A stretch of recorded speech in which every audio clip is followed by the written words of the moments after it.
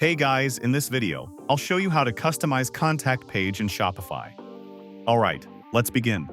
First of all, open any type of preferred browser and search for shopify.com. Next, get to the website editor of your Shopify store and select the contacts page.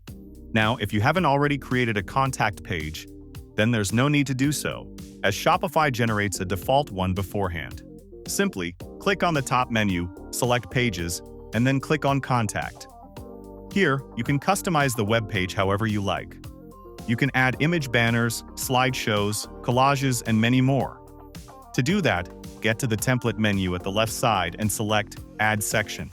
Then, choose the target customization and then edit it to your liking. Once done, click on Save and you'll be good to go.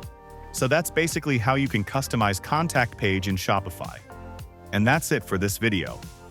If you find this helpful, consider subscribing and giving this a big thumbs up. Thanks.